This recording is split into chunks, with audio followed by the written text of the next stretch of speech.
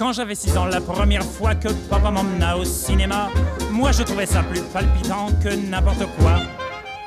Il y avait sur l'écran des drôles de gars, des moustachus, des fiers à bras, dès qu'ils s'entretenaient.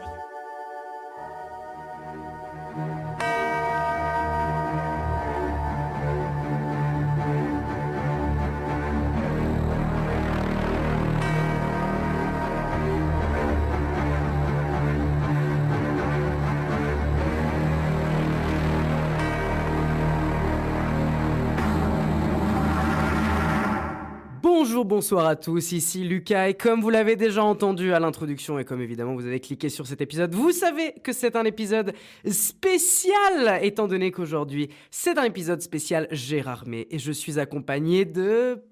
personne. Voilà, aujourd'hui je suis tout seul dans ce petit studio, ce studio qui d'habitude est rempli de l'ensemble de l'équipe pour vos épisodes qui sortent toutes les 2 semaines de Vidéo Club. Et cette semaine, eh bien c'est un épisode entre 2 épisodes, on va dire. Ça fait beaucoup d'épisodes à la suite. C'est un épisode qui sort entre 2 parce que, comme vous nous l'aviez demandé, en fait, j'ai eu la chance d'aller pendant plusieurs jours au 31e Festival international du film fantastique de Gérardmer. Et on vous a demandé sur les réseaux sociaux si vous étiez intéressé à un petit épisode un peu court spécial qui suivait ou qui revenait plutôt sur le festival de Gérardmer et vous avez été à l'unanimité à demander cet épisode spécial. Vous voyez ça, il y a quelque chose d'intéressant en fait à nous suivre sur les réseaux sociaux. Vous avez des petits tips des prochains épisodes. Vous pouvez choisir en fait qu'est-ce qui se passe dans les prochains épisodes et ça c'est beau. Et évidemment, cher public, comment ne pas accepter, évidemment suivre vos avis et c'est pour ça que je fais exceptionnellement tout seul un épisode spécial Gérardmer. Alors le but de cet épisode, qu'est-ce que ça sera ? Eh bien ça sera de revenir un peu sur l'ensemble de la sélection, qu'elle soit compétition et hors compétition, de ce 31e Festival international du film fantastique de Gérardmer. Alors avant d'entrer directement dans ce truc-là, peut-être pour les personnes qui ne connaissent pas Gérardmer, parce qu'on vous a aussi posé la question si vous connaissiez, et en effet il y a des gens qui ne connaissaient pas, malgré une certaine popularité de ce festival. Alors le festival de Gérardmer, en fait, il a été créé en 1994. En fait, il reprend le flambeau du Festival international du film fantastique d'Avoria, qui avant s'appelait le Fantastica, qui avait débuté en 1952. Et en fait, ce festival-là, le festival de Gérardmer, va reprendre le flambeau pour devenir le Fantasticart et va évoluer au fur et à mesure du temps pour devenir en 2004 on va dire plutôt reprendre le nom, en tout cas un nom un peu plus classique, à savoir le Festival du film fantastique de Gérardmer, qu'on appelle très souvent Festival de Gérardmer, et je vais très souvent à mon avis dire Festival de Gérardmer pour des questions plus courtes. Alors c'est quoi le Festival de Gérardmer ? Le Festival de Gérardmer, en fait, c'est un festival de films de genre. Alors si on prend la définition de Wikipédia, les termes cinéma de genre d'un film qui désigne un type de film attaché à un genre cinématographique précis. Alors vous comprenez bien qu'évidemment, avec une définition comme ça, on s'en sort jamais et on ne comprend absolument pas. Mais pour le dire simplement, le Festival de Gérardmer, c'est un festival de films d'horreur, de films d'épouvante, à la limite de la SF de temps en temps, mais en tout cas, on est vraiment sur de l'horreur, de l'épouvante. Et cette année, le festival s'est tenu du 24 au 28 janvier.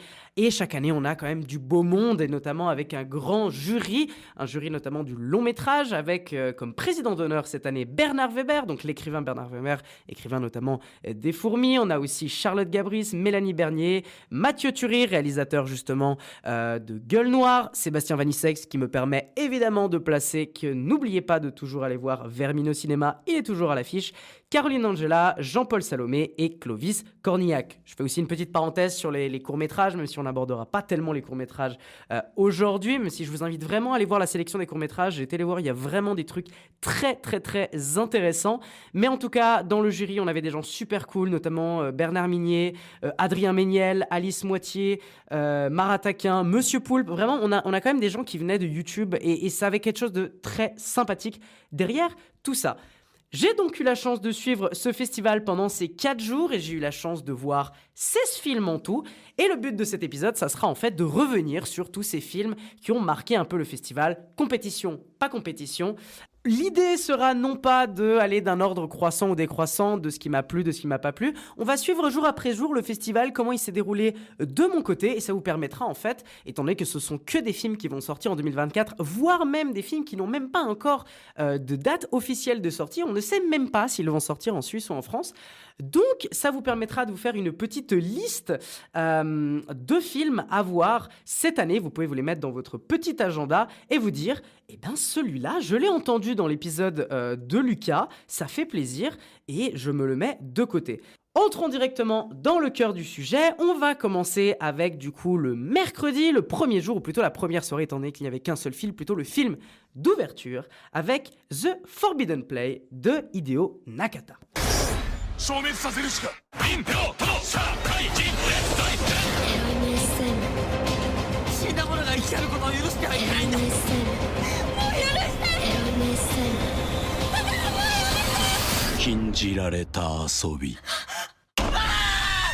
Alors Hideo Nakata, on le présente évidemment plus dans justement la scène de genre, la scène horrifique, étant donné que c'est quand même un des grands pionniers, on va dire, des réalisateurs japonais de films d'horreur. Il a notamment réalisé Ring, il a réalisé notamment Darkwater, enfin bref, c'est quand même un réalisateur dans le cinéma d'horreur japonais, notamment dans le traditionnel cinéma fantomatique du Japon. C'est quand même un réalisateur assez important et c'est pour ça que c'est pas étonnant de l'avoir comme film d'ouverture de ce 31e festival de Gérardmer avec du coup The Forbidden Play.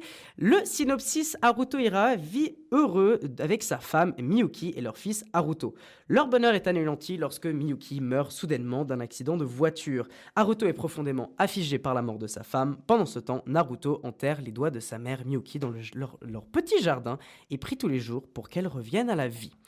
C'est derrière ce petit synopsis un peu sombre, un peu particulier, on va dire, que du coup j'avais pu voir ce film. Et qu'est-ce que j'en avais pensé ? Alors, il faut vous dire directement que l'ambiance dans le festival, quand ce film est terminé, était particulier parce que j'ai vu énormément de gens sortir de la salle en étant complètement déçus par ce long métrage qu'ils considéraient comme vraiment... Je ne compte pas le nombre de personnes qui m'ont dit que ce film était complètement nul et que vraiment les gens avaient vraiment détesté cette œuvre, avec aussi en lien avec la suite de la carrière, on va dire, d'Hideo Nakata depuis récemment, qui est vrai, a une carrière un peu particulière, mais qui en tout cas tente des choses, on va dire, a complètement changé sa manière de voir le cinéma, ou en tout cas de faire des films, de passer à un cinéma horrifique, assez sérieux, assez sombre, à garder cet aspect-là, mais à vouloir rajouter des éléments très manga, des éléments même très comiques, très dynamiques en fait, rendant ces œuvres très particulières. J'avoue que j'ai été encore assez distant, on va dire, de cette de ces dernières œuvres,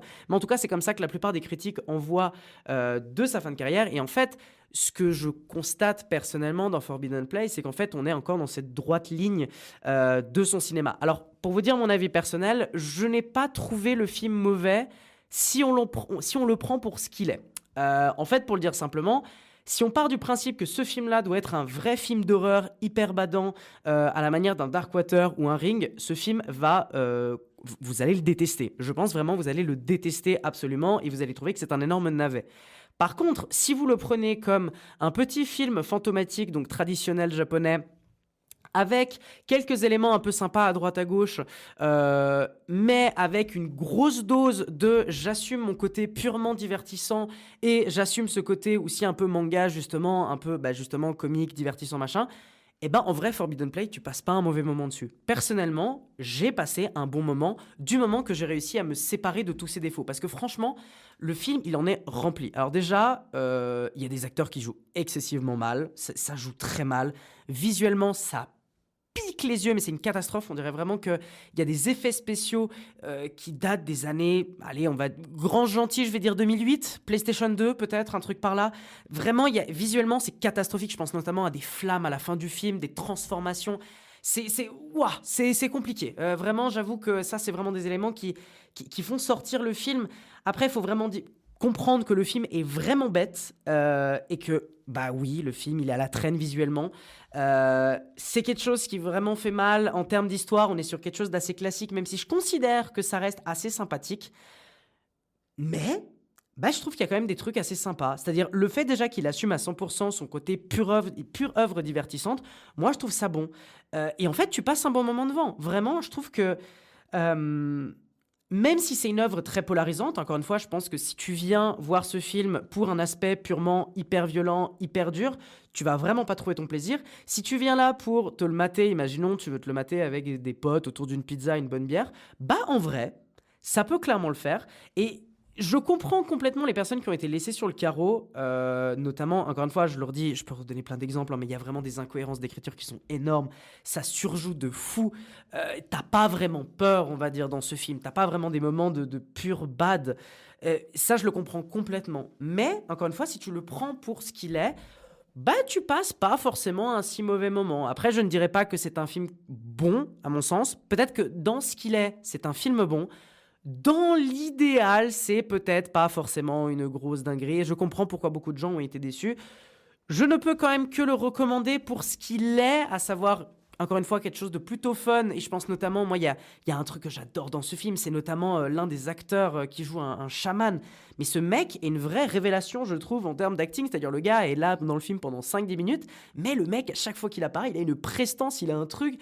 Il nous fait une petite pause, une espèce de petite danse à la One Punch Man ou à la Jojo Bizarre Adventure. Franchement, c'est très fun. Il y a des moments qui sont vraiment très très fun. Encore une fois, ça va laisser plein de gens sur le bas-côté de la route. Je le comprends complètement. Mais si vous avez un peu ce truc-là de curiosité, si vous avez un peu cet élément-là de vous dire, je veux quand même pas me prendre trop la tête et je veux quand même prendre un peu mon pied avec un truc, quelques éléments horrifiques, mais garder un élément plutôt fun dans l'ensemble du truc, eh ben honnêtement, je pense que ce film est plutôt sympathique. Maintenant, c'était pas non plus une folie furieuse, hein. Je pense que pour beaucoup de personnes, ça a été une grande déception. Et en vrai, je le comprends quand même. On enchaîne directement avec du coup le jour d'après, le jeudi, avec cette fois-ci le premier film de la sélection, plutôt le deuxième film de la sélection officielle, parce que évidemment, je ne l'ai pas dit, mais The Forbidden Play était du coup dans la compétition officielle. Et le deuxième film de la compétition officielle que j'ai pu voir est Perpetrator de Jennifer Reeder.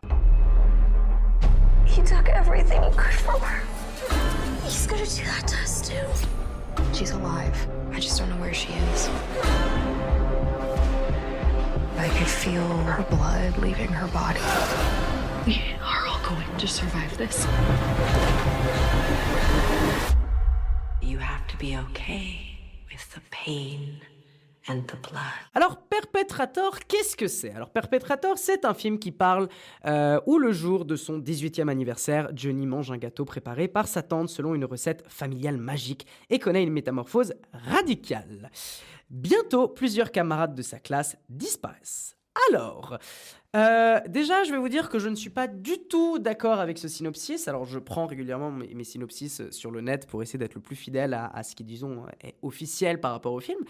C'est vraiment pas ça, le synopsis du début du film. On va dire ça, c'est plutôt le synopsis après 20 minutes, quand même, de film, à peu près. On va le poser là, direct. Perpetrator est le pire film du festival de Gérard Armé que j'ai vu cette année. Et de très très loin, c'est vraiment un film catastrophique. Et je sais que dans les festivals, il y a toujours un film qui...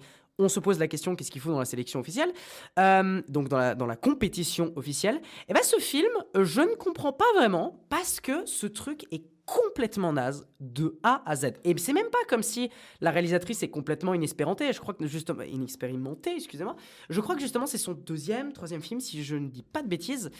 Et ben c'est vraiment pas bien. Alors il y a plein de trucs. Déjà, on va parler de la forme.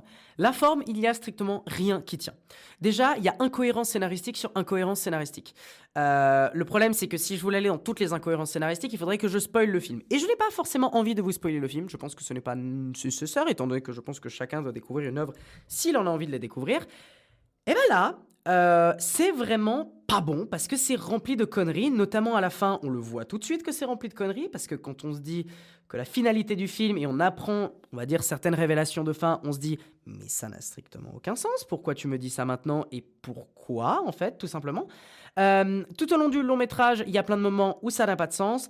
Je dirais même qu'il y a un grand souci d'écriture de manière générale, même dans la création des personnages. Aucun personnage attachant, aucun personnage, en fait, est crédible. Tous les personnages n'ont pas vraiment de sens. Tous les personnages sont assez banals, en fait, et voire complètement surréalistes, en fait. Vraiment, c'est assez triste à ce niveau-là. Je pense, donc, en termes d'écriture, personnage, histoire, ça, on est tout bon.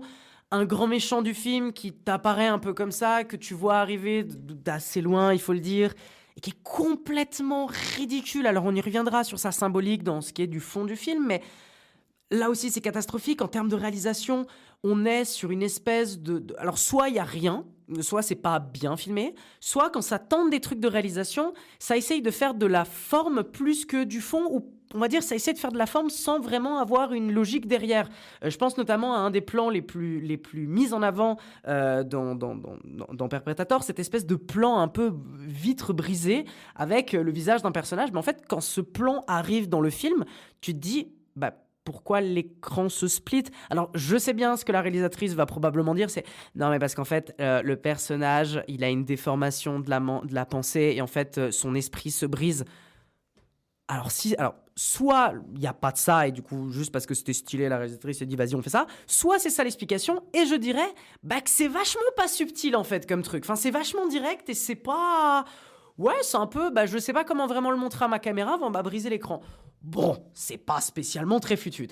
Mais bon, réalisation complètement à la strass, montage catastrophique. Je pense que déjà dans les 2 premières minutes du film, tu vois le montage, tu dis. Il y aura un problème dans ce film, il y a un nombre de coupes pas possible, on a l'impression que les personnages saccadent, c'est une catastrophe. Les personnages, je l'ai dit, c'est complètement incohérent, c'est méga bâclé de bout en bout. Vraiment, la forme, je n'ai quasiment rien à dire, même les acteurs et les actrices, je dirais peut-être l'actrice principale essaye de se dépatouiller dans un truc où elle n'a pas grand-chose à faire, donc bon, je n'ai pas envie non plus de tirer sur l'ambulance à ce niveau-là.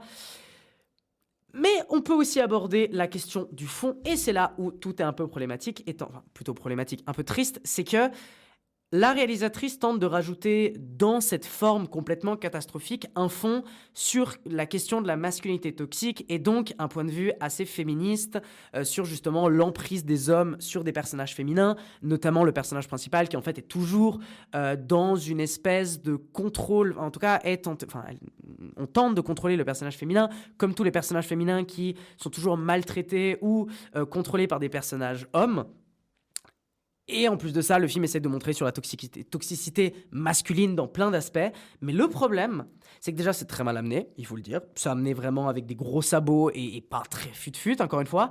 Et en même temps, quand tu te dis que tout ce qu'il y a dans ton film ne tient pas et que tu essayes de m'envoyer un message politique derrière, j'y crois pas une seconde. J'y crois pas une seconde et je trouve que ça part sur incohérence et ça claque pas du tout. Bref, Perpetrator, malheureusement, c'est un four complet et total. Il y a vraiment pas grand-chose à retenir. En plus, c'est assez long, si je me rappelle bien. Franchement, expérience assez dure. Perpetrator, c'est vraiment raté. Et c'est malheureusement le prix, si je devais donner un prix à ce film, c'est le pire film de Gérard May 2023. Bref, c'était Perpetrator qui normalement est déjà sorti en septembre 2023, mais pas encore de date officielle dans la francophonie. Et on va tout de suite enchaîner avec un autre film, à savoir La Morsure, film hors compétition. J'ai fait un cauchemar. J'en fais souvent, mais jamais comme celui-là. Qu'est-ce qu'on peut faire en une seule nuit? Moi, une chose, mademoiselle. C'était réel, comme une prophétie. Je vous attendais. Vous faites jeune. Je suis plus vieux que j'en ai l'air. Moi, je n'aurai jamais 20 ans.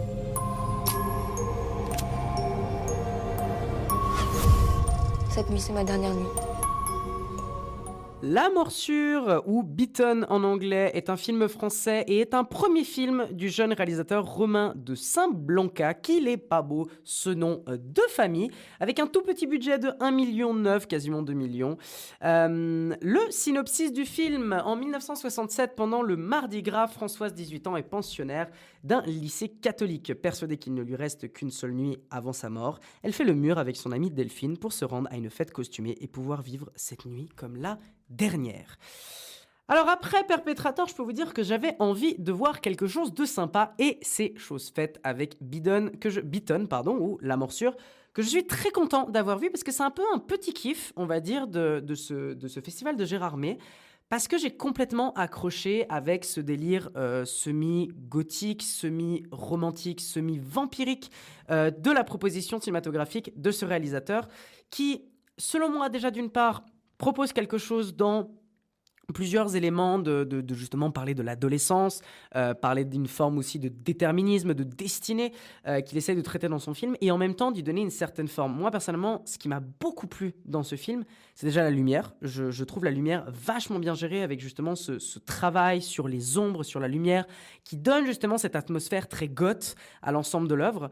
Et en même temps, un autre point que j'ai beaucoup aimé, qui arrive malheureusement pas assez souvent dans le film, mais qui arrive à certains moments, c'est vraiment ce montage que je surkiffe absolument. C'est-à-dire ces moments notamment de début du film, la toute première scène du film, c'est une scène un peu de cauchemar psychédélique un peu bizarre, et ce montage est juste topissime et te met complètement dans l'ambiance que tu vas avoir ensuite.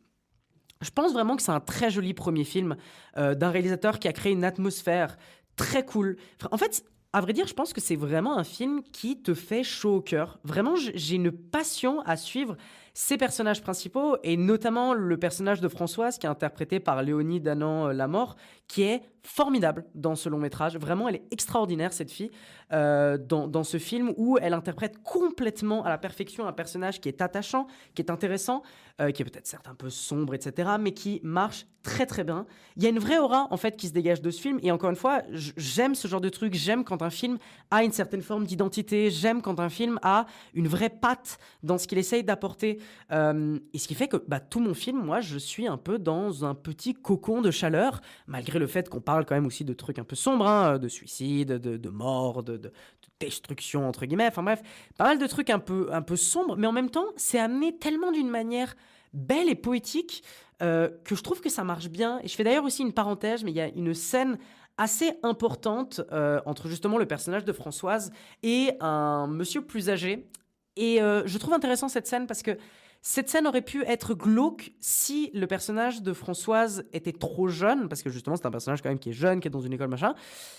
Ça aurait pu être un peu gênant, surtout dans les différences d'âge, et heureusement le film arrive à le désamorcer assez bien en justement parlant de l'âge de Françoise, en posant assez vite que c'est un personnage de 20 ans. Alors je sais pas pourquoi dans le synopsis 18 ans, alors que dans le film ils disent qu'elle aura 20 ans.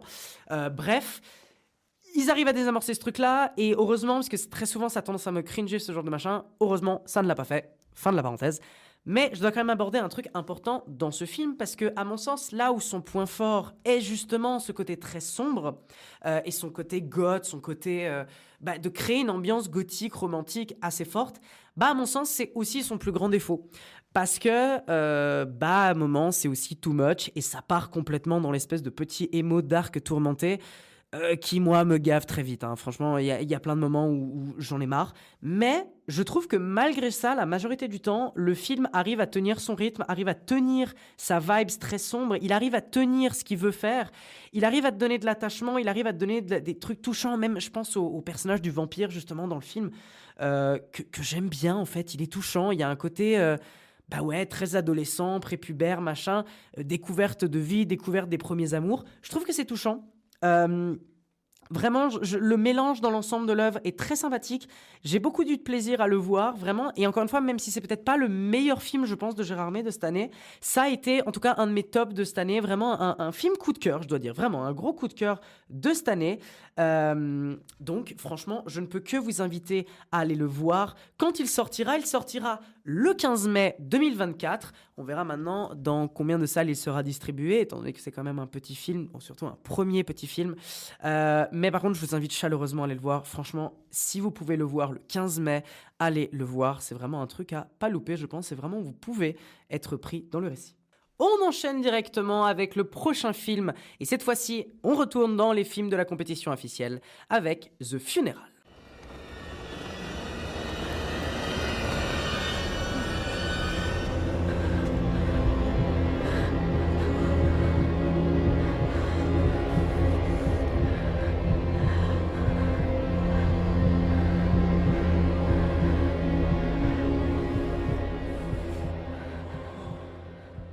Alors, The Funeral est un film turc réalisé par Orsun Beram, je suis désolé si j'écorce son prénom. C'est donc un film qui parle de Semal, un conducteur de corbillard solitaire, se voit un jour confier une tâche mystérieuse. Une jeune fille nommée Zeynep est sauvagement assassinée et le corps doit être convoyé par la route à sa famille dans l'est du pays. En chemin, lors d'une nuit, il ouvre les portes arrière du fourgon et entend d'étranges grognements émanant du corps de la défunte.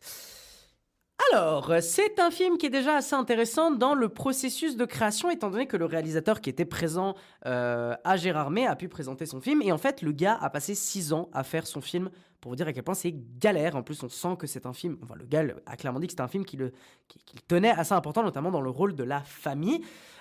C'est vrai, évidemment, le film parle tout de suite de ce rapport-là, ou en tout cas, peut-être, on peut le voir comme un rapport, on a une réflexion sur les rapports amoureux, familial ou amoureux en termes émotionnels. Il y a un gros lien là-dessus, sur justement cet amour qu'on peut avoir pour quelqu'un d'autre, malgré le fait que la personne part dans des dérives un peu bizarres. On est là quand même pour la soutenir, machin. Plein d'éléments sont assez intéressants là derrière. Maintenant, The Funeral, qu'est-ce que j'en ai pensé? Alors en fait, moi, ma séance, elle était assez intéressante parce qu'au départ, le film, je suis resté vraiment complètement à l'extérieur. Je regardais le truc un peu passer en me disant, bon, pas spécialement foufou. Il y a un moment dans le film où il m'a complètement pris et il m'a pas lâché jusqu'à la fin. On y reviendra après sur la fin. Mais vraiment, en fait, je pense que le film est très particulier. Je pense que le film, il est aussi très audacieux et en même temps, il est très original. Et ce qui fait que, malgré l'ensemble des défauts qu'on reviendra un peu après, c'est un film que je trouve très particulier et que je recommanderais dans une espèce de road movie horrifique, glauque, un peu bizarre. Je pense que là, il y a quelque chose d'intéressant. Et quand on embarque dans le film, notamment dans la scène où moi j'ai embarqué, qui est justement, on va dire, là, une des scènes de premier meurtre. Enfin, bref, je vous laisserai découvrir quand cela sortira. Je fais une parenthèse, mais il me semble que le film n'a quasiment aucune date de sortie en France. Donc peut-être vous n'aurez la chance de ne jamais le voir. Mais je vous conseille quand même d'y aller jeter un petit coup d'œil parce que le film n'a pas peur d'être radical. Vraiment, on a des plans qui sont très gore, qui sont très violents. Et il y a une certaine radicalité qu'on voit dans le récit. Ça t'envoie en pleine poire de la bonne violence gore comme il faut. Et tout cela avec ce fond-là, justement, sur plein d'allégories. En fait, il n'y a pas seulement l'allégorie de la famille, mais il y a plein d'autres allégories qui se succèdent au fur et à mesure de l'œuvre. On a en plus, je trouve, une interprétation du personnage principal qui marche très très bien. Pareil pour le personnage féminin qui joue justement ce cadavre, entre guillemets. Je trouve que ça marche très bien. Je trouve que c'est très très bien joué. Bon, très bien, c'est peut-être un peu hyperbolisé, mais en tout cas, ça marche bien. Il y a vraiment une vraie symbiose qu'il y a dans ces personnages-là. L'histoire est intéressante à suivre. On la suit et de plus en plus, ça crée quand même des éléments de tension, ça crée des éléments de glauque, etc. Mais j'ai un grand problème dans le film. Parce que si on prend le film comme ce qu'il est comme ça, je le trouve vraiment super. Maintenant, il y a des moments qui, moi, me dérangent parce que tout le long de l'œuvre, on va essayer de te construire un espèce de mystère, un espèce de truc complexe où on a envie de comprendre mais comment ça se fait que tel personnage a tel problème? Comment ça se fait que ce cadavre fonctionne de cette manière? Comment ça se fait? Qui sont ces personnes qu'on voit des fois dans les cauchemars? Qui sont ces trucs-là? Et en fait, tout le long, mais vraiment sur un film d'1h40, si je me rappelle bien, 1h45, 1h50, tout le film te crée quelque chose, te crée un mystère qu'on te dit tu auras la réponse à la fin. Et là, à la fin du film, il y a une espèce de dénouement. Et le film s'arrête. Et on n'a toujours pas compris le mystère, on n'a rien compris. Donc en fait, le problème que j'ai dans ce film, c'est qu'il pose tellement d'éléments de mystère et de « tu vas devoir comprendre ce truc-là » qu'à la fin, il ne répond pas. Ou alors, il répond d'une manière tellement nulle ou incompréhensible. Donc je pense plutôt que c'est la première option. Vraiment, ça c'est le gros hic, je pense. Alors il y en a d'autres, des problèmes. Il y a peut-être des petits problèmes de scénario, il y a peut-être des trucs un peu convenus, machin. Bon, ça c'est clair. Mais on ressort complètement perdu et sans réponse sur toute l'histoire qu'on a vue. Et c'est frustrant, en fait. Ça laisse un goût amer. On se dit, mais attends, moi, à ce niveau-là, en fait, t'aurais dû pas faire ça. T'aurais dû te dire, voilà, je ne vais pas t'expliquer comment ça se fait que ce personnage-là devient monstrueux. C'est pas important. L'important, c'est l'horreur que ça en construit. Et ce qui fait que, comme je disais avant, ça rend la dernière partie trop longue et pas intéressante. Vraiment, la dernière partie est complètement différente du reste, avec un espèce de boom complètement nawak et qui sort un peu de nulle part, à la manière d'un Call of Duty. Enfin, c'est un peu stupide, ça répond rien, ça n'a pas tellement de sens, et c'est vraiment complètement la différence de tout le reste du film.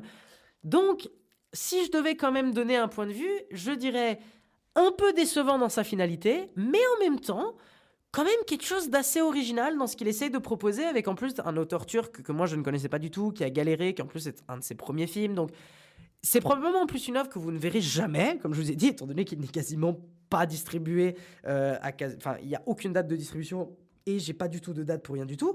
Donc C'est un peu dommage, et pourtant, je pense que ça reste quand même une bonne expérience, même une assez bonne expérience horrifique, qui est assez vénère, qui est assez bonne. Honnêtement, si vous aimez ce genre de truc un peu bizarre, de trucs, des ambiances particulières, je pense que ça peut vous plaire, je pense que ça peut fonctionner, et honnêtement, plutôt surpris en bien, malgré les défauts qui sont inhérentes à The Funeral. On enchaîne immédiatement. Alors, je remarque que je n'ai fait que quelques films, alors que j'en ai encore 12 à faire, et nous sommes déjà à pas mal de temps d'émission, donc je vais devoir tracer. Je savais que c'était une mauvaise idée de faire 16 films en un épisode, mais bon, on va essayer de tracer, on va essayer de faire au maximum. On va cette fois-ci enchaîner avec un film, cette fois-ci portugais, et oui, avec Amelia Children, du réalisateur Gabriel Atrandes. La vision qui te hante, mon frère, ça veut simplement dire que tu es de la famille. Réveille-toi, putain! Je rêve de ce moment depuis le jour où tu as été enlevé. Mon fils. Est-ce que c'est le passé que tu vois?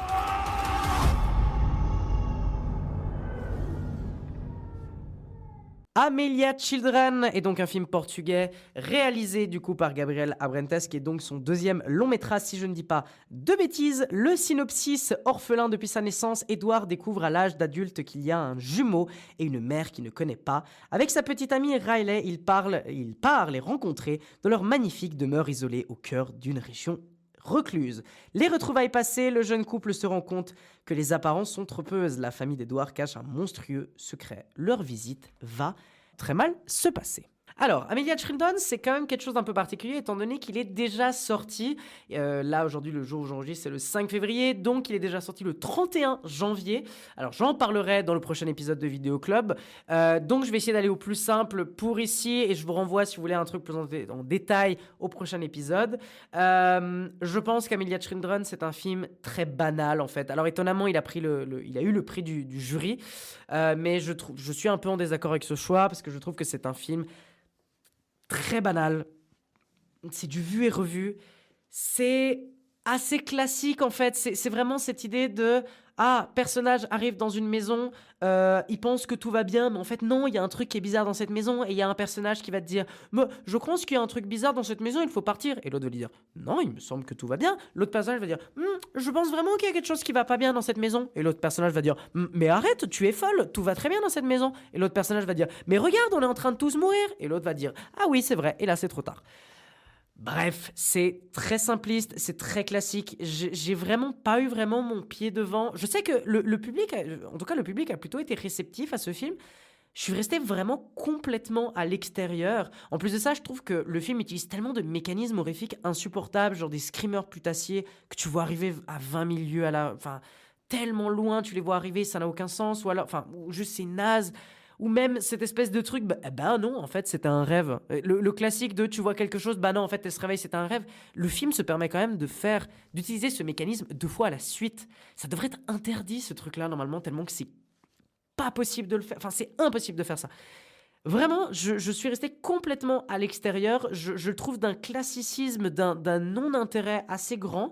On passe pas un mauvais moment, je pense vraiment pas. Moi, j'ai regardé le film un peu comme ça, il m'a passé devant. Il y a quand même quelques petits trucs intéressants, je pense notamment à quelques petits plans que je trouve assez forts visuellement, des plans même assez durs et assez violents, entre guillemets. Je pense notamment à aussi une histoire qui, je trouve étonnamment, est assez bien écrite. J'aime bien ce que le scénariste et le réalisateur ont fait de cette famille, de comment ils l'ont construit, etc. Je l'aime bien, vraiment je l'aime bien. Il y a aussi quelques jumpscares qui marchent, mais malheureusement ils sont encore trop perdus dans une quantité insupportable de jumpscares qui sont chiants. Donc en vrai, pour résumer, j'ai tendance à trouver ça plutôt ok quoi, à tous les niveaux, sauf la partie finale. La partie finale est plutôt cool, ouais, là je dois dire, ça va peut-être un peu rénover le tout, mais sinon, dans l'ensemble, c'est ni bon ni mauvais, c'est ni désagréable, ni un méga kiff. Ça se regarde si on aime bien le style, mais pour moi, je reste complètement extérieur au long métrage. Je le trouve vraiment comme un film moyen et assez oubliable en fait dans l'idée. On enchaîne cette fois-ci, alors on était tourné vers le Portugal, mais cette fois-ci on se tourne vers l'Italie avec l'un des premiers films, il me semble même le premier long métrage, du réalisateur Francesco Carnazzi, Vrevsgiz.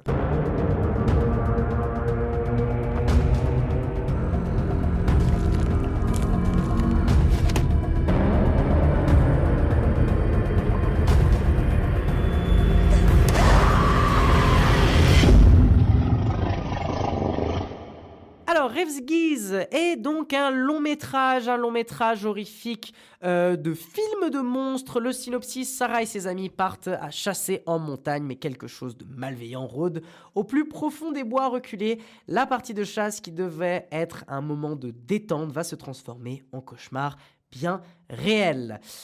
Alors, qu'est-ce que j'en ai pensé de ce film qui débute ma journée du jeudi? C'est le premier film que j'ai vu de ce jeudi et un peu mitigé. Alors, abordons-le clairement, c'est un film de monstres dans la forêt hyper classique et complètement inspiré des films des années 80.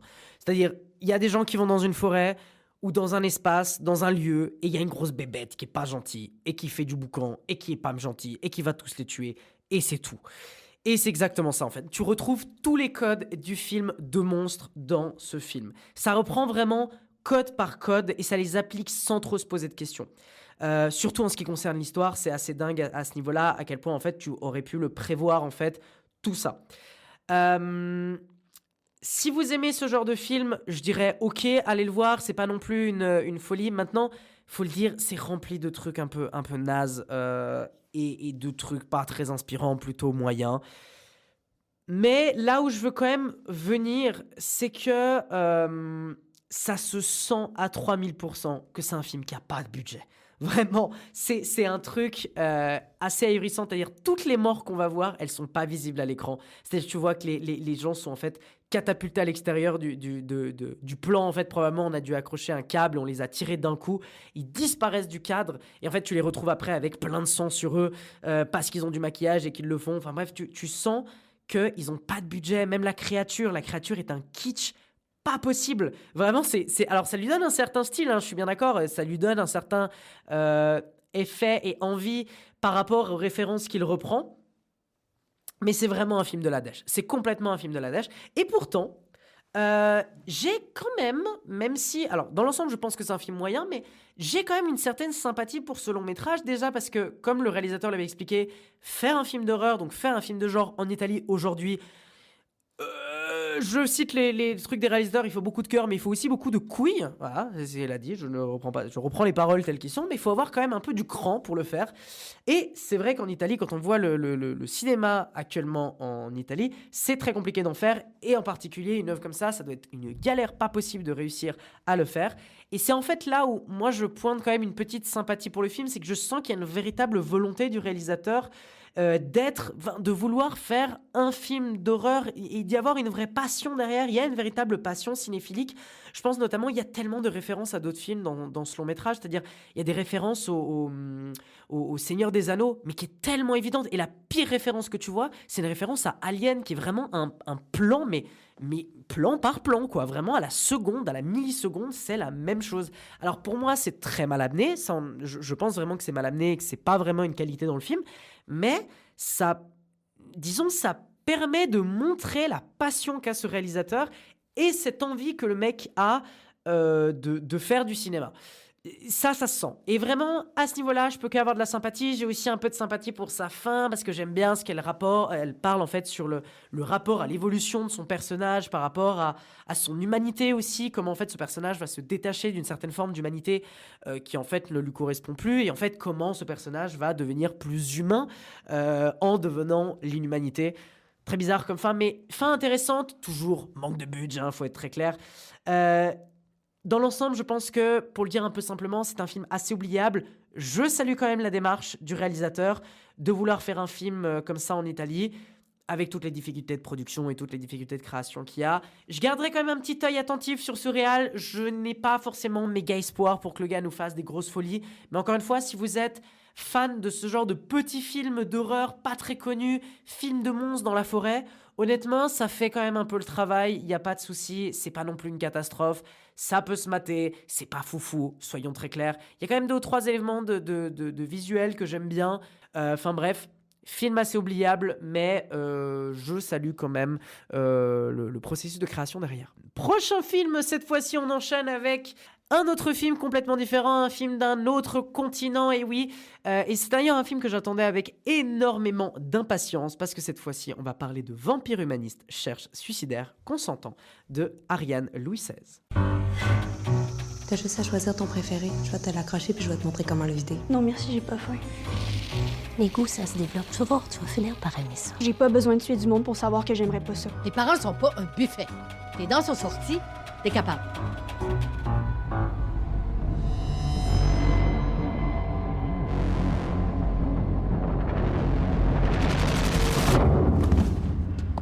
Vampire humaniste, cher suicidaire consentant, c'est donc un film que j'attendais énormément, mélangeant épouvante horrifique et comédie, réalisé par une très très jeune réalisatrice qui s'appelle Ariane Louis XVI, qui est du coup son premier long métrage. Pour la petite anecdote, ce film a reçu le prix du GIF, donc du Geneva International Film Festival. Il a reçu le prix de ce festival. Je l'avais loupé quand il était sorti au festival, et donc je me suis dit qu'il était très important que je puisse le rattraper. Le synopsis: Sacha est une jeune vampire avec un grave problème. Elle est trop humaniste pour mordre. Lorsque ses parents, exaspérés, décident de lui couper les vivres, sa survie est menacée. Heureusement pour elle, Sacha fait la rencontre de Paul, un adolescent solitaire au comportement suicidaire, qui consent à lui offrir sa vie. Vampire humaniste, qu'est-ce que c'est? Eh ben, je peux vous dire que c'est un immense coup de cœur. Là aussi, je pense que c'est un des meilleurs films de Gérard May. Film hors compétition, je le redis. Enfin, plutôt, je le dis. Film hors compétition. Film très sympathique. Et en fait, il faut le dire, les Québécois sont trop forts. C'est-à-dire, les Québécois sont trop forts dans la comédie. Je l'attendais beaucoup et vraiment, j'ai eu aucun moment de la déception. Parce que le film en fait arrive à mélanger plein de styles différents. C'est-à-dire le film arrive à mélanger les éléments comiques, les éléments drôles. En même temps, ça arrive à te mélanger des éléments horrifiques, des éléments de tension. Ça arrive à te mélanger des éléments de gore, de violence, de sanguinolent un petit peu quand même. Pas extrême, hein, mais il y a quand même 2 ou 3 éléments de sanguinolent, très léger, hein, pas vraiment gore, mais plutôt sanguinolent. C'est plutôt pratique quand on parle de vampires, ça me semble assez normal. C'est aussi un film qui arrive à être très profond dans les émotions. Ça arrive à être aussi un film qui est très touchant, à te créer des vraies sensations d'amour, de sympathie, de relation entre les personnages. C'est un film qui arrive aussi à être glauque. Enfin bref, plein de choses que le film arrive à mélanger dans son œuvre, enfin l'ensemble de l'œuvre arrive à faire, et brasser tout ça, ce mélange, ça se marie à la perfection et c'est vraiment maîtrisé de manière incroyablement bien. On a tendance à très souvent dire que le mélange des genres est compliqué, et ben là c'est pas du tout le cas. Vraiment, il faut le dire, c'est vraiment un film qui m'a fait avoir un immense sourire pendant tout le long du long métrage. Tout le long du film, j'ai vraiment eu un film qui était méga touchant. Alors, d'une certaine manière, La Morsure me l'a fait aussi. J'avais vraiment ce truc de film très chaud dans le cœur, etc. Là, on est pareil. Je pense que d'une certaine manière, alors même si c'est pas tout à fait les mêmes thématiques et les mêmes choses qui sont gérées, quoique on est aussi quand même sur un truc de passage de l'adolescence à l'âge adulte, un passage de l'acceptation de la mort, un passage... Enfin, plein de thématiques qui sont abordées. Je trouve ça très intéressant et je fais une parenthèse, mais j'aime beaucoup la finalité du récit, comment elle se construit. Je trouve qu'en termes de sens, en termes de message qu'elle renvoie, je l'aime beaucoup. Vraiment, j'aime énormément ce qu'elle dit, cette fin.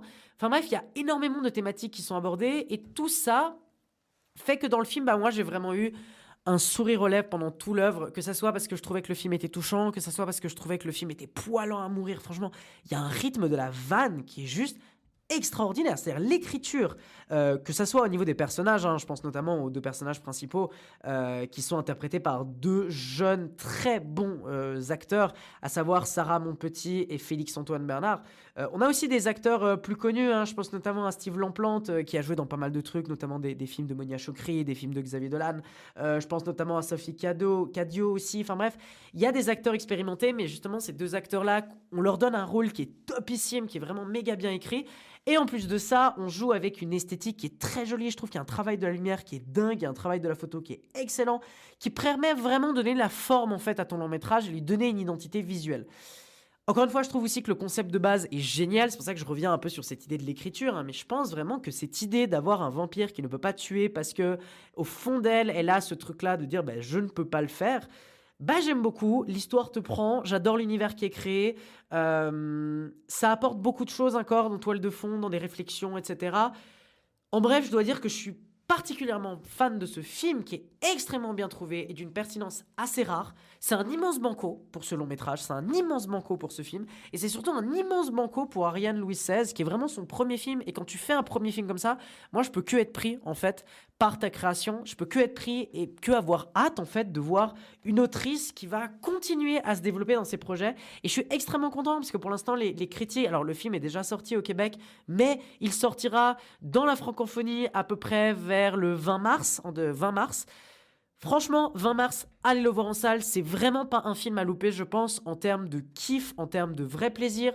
On pourrait me dire que c'est pas à proprement parler un film de genre, c'est vrai, c'est un film qui utilise des éléments de genre, mais ce n'est pas son fond de commerce. Son fond de commerce, c'est la comédie humaine, c'est l'interaction des individus, et garder des éléments de genre, le genre vampirique, qui moi en plus des fois a des grandes difficultés avec ce genre. C'est vraiment un film très très cool, génial, adoré. Un des grands coups de cœur du festival de Gérardmer pour moi cette année. On enchaîne directement, toujours en restant sur ce même jour du vendredi, avec un film toujours en hors compétition, et on va aborder un petit documentaire réalisé par Yves Montemeyer, Kaidan, Histoire étrange de fantômes japonais.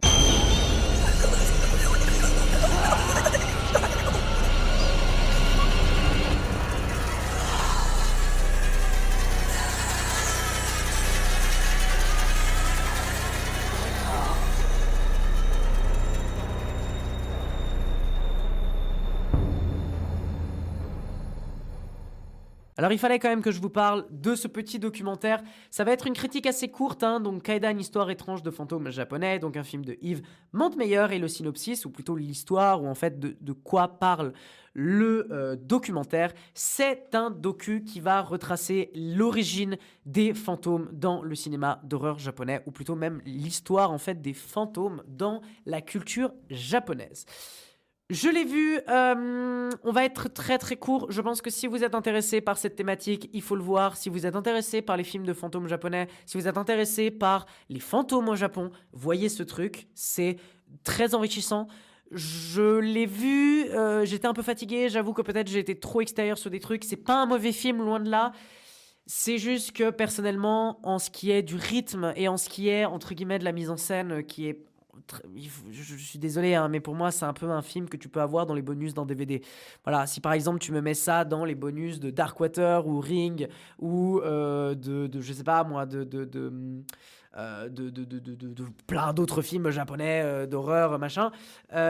Audition, voilà, je cherchais Audition. Regardez Audition, c'est vachement bien. Mais ça passerait bien. Mais là, le voir comme ça, si je devais aller le voir en salle, je dirais que je serais peut-être un peu frustré. Après, encore une fois, c'est pas un mauvais docu, ça retrace plutôt bien. J'ai peut-être tendance à trouver que ça ne va pas assez loin, ça n'apporte rien de plus, rien de moins, ça ne va pas plus loin dans le médium documentaire. Ça m'a pas plus emballé. Voilà, il faut que je dise, ça m'a pas plus emballé. Il y a plein de petites interviews plutôt sympas d'artistes, machin, mais pas plus emballé que ça. Si vous êtes intéressé par cette thématique, voyez-le quand il sortira. Pour l'instant, il est dit qu'il a été annoncé, en théorie, il est déjà sorti en septembre, mais il a été quasiment distribué dans aucun endroit. Je crois qu'il a dû faire quelques festivals, mais bref. Si vous êtes intéressé par cette thématique, sachez que le film existe et vous pouvez essayer de le retrouver pour en apprendre un peu plus sur ce monde très riche et très intéressant des fantômes dans le Japon. On enchaîne directement et cette fois-ci, on va parler d'un gros morceau et surtout un gros morceau de la compétition parce que ce film a remporté tout simplement le prix à la fois de la critique mais aussi le prix du public et ça c'est très cool de voir que encore une fois, en tout cas cette fois-ci, le prix du jury et donc le jury et le public se sont mis d'accord autour du même film et ce film c'est un film argentin, il s'appelle Where Evil Lurks. ¡Lo vi con mis propios ojos! ¡Estuve con él! Esto va a ser un infierno.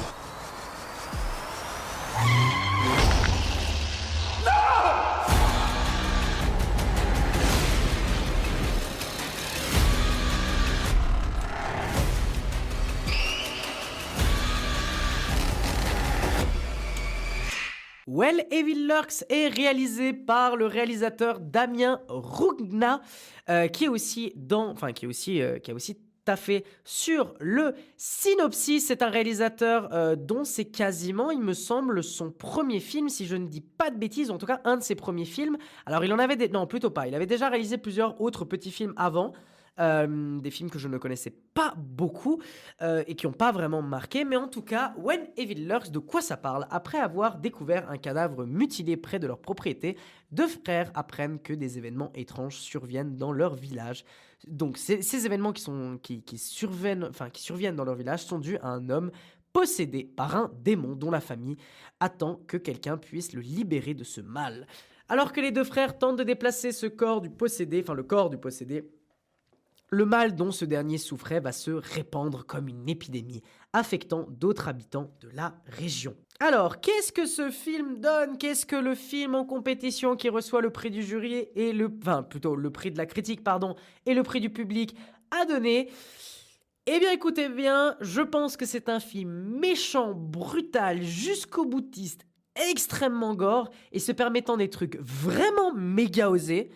Mais qu'est-ce que c'est extraordinaire comme truc. Alors vraiment, c'est fou furieux. Il y a pas mal de défauts, je vais vite fait les aborder. Il y a quelques éléments, notamment d'écriture, il y a quelques éléments peut-être de mou, on va dire, qui arrivent un peu, on va dire, au milieu du film, fin du film. Il y a aussi des trucs qui sont pas vraiment expliqués, qui arrivent un peu comme ça, et que des fois, en fait, tu ne comprends pas vraiment on va dire, la suite du drama, on va dire, les objectifs de tes personnages. Ça, c'est vrai, mais tout ça, c'est un détail monumental face à ce que le film arrive à créer. C'est-à-dire, dès le début du film, tu sais deux choses. La première, c'est que ça va très mal se passer dans le film, et que deux, le film, il va te frapper en plein visage. Parce que quand je dis que le film te frappe en plein visage, c'est que le film, comme je disais, est jusqu'au boutiste, aux puissance, mais vraiment, parce que c'est rare de voir un film qui a l'audace de te montrer des trucs très violents, surtout certains personnages, c'est-à-dire les enfants vont en prendre plein la gueule, femmes enceintes vont en prendre plein la gueule, enfin bref, c'est dur, voilà, il y a des trucs durs, mais j'ai tendance à être très, on va dire, contre cette démarche-là de faire de la violence pour de la violence. Et ben là, c'est pas de la violence pour de la violence, c'est pas juste de la gratuité bête, c'est créer une certaine atmosphère diabolique, créer une certaine enfer sur Terre qui passe via ce truc-là, et ça marche super bien. Et je pense que l'un des gros points, en fait, c'est sa puissance totale dans ce qu'il essaye de faire, dans sa réalisation, dans sa tension. C'est-à-dire, il y a une tension constante du début jusqu'à la fin du film qui est réussie, et bah en fait, en même temps, ça arrive à toujours te prendre. C'est-à-dire, il y a des moments de choc qui m'ont cassé en deux. Je crois que dans ce film, il y a un de mes screamers qui m'a le plus fait sursauter de ma vie. Et je pense que toutes les personnes qui verront ce film, et d'ailleurs, j'ai malheureusement oublié le nom de la personne, mais l'un des grands présidents de la critique de cette année l'a dit, et je le redis aussi, la scène du chien. C'est-à-dire, quand vous verrez le film, donc si vous écoutez ce podcast et vous verrez le film, la scène du chien, qu'est-ce qu'elle est extraordinaire. C'est une scène d'une violence, d'une puissance, d'une mise en scène absolument extraordinaire, et vraiment tu ne t'y attends pas, je trouve, vraiment tu ne t'y attends pas, et c'est un film qui te casse en deux. Vraiment là, il y a un effroi qui se crée, il y a une ambiance de démon, il y a une ambiance d'enfer qui se crée, et ça faisait vraiment longtemps que j'avais pas eu un truc où vraiment j'étais tendu de bout en bout, et c'est incroyablement travaillé, et c'est encore une fois, très très bien construit. Il y a cette scène-là, mais il y a aussi... Moi, il y a plein de scènes qui me marquent. Je pense notamment à la scène du frère au bord de la route. Vers la fin du film, je pense notamment... En fait, tout le début, je l'aime beaucoup. J'ai un peu plus de difficultés vers la moyen fin du film, qui, comme je l'ai dit, a un peu plus de ventre mou et qui a tendance à être plus lent. Mais tout le début, en tout cas jusqu'au moyen milieu, un peu plus que le milieu, ça, c'est vraiment génial. C'est vraiment génial. Ça a une ambiance de démon, ça a une ambiance tellement dingue, avec beaucoup de cruauté, de scènes marquantes. Il y a, comme j'ai dit, quand même quelques défauts, ses longueurs, machin, mais dans l'ensemble, c'est clairement un film qui te secoue et qui ose des trucs. Et honnêtement, ça fait longtemps, et surtout dans son climax final. Alors franchement, le climax final est vraiment puissant. Voilà. Il y a vraiment une grande puissance dans son climax final, dans sa finalité.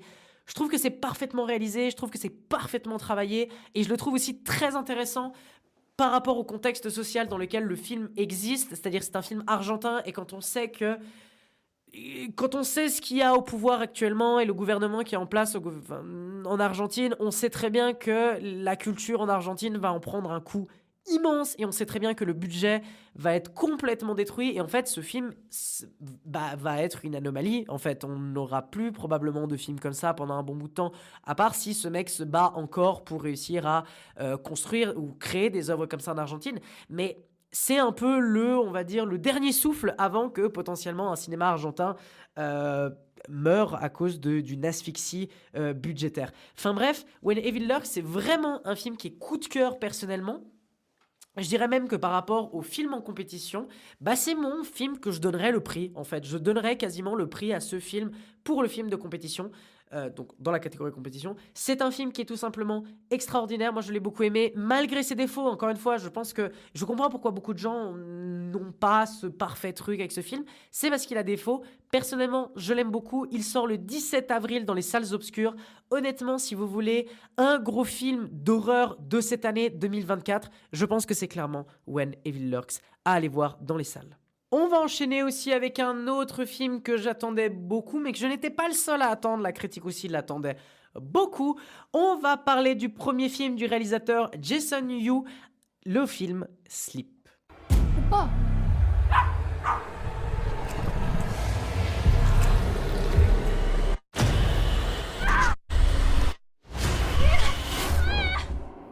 그래프가 이런 패턴일 때는 렘 수면 행동 장애를 앓고 있다.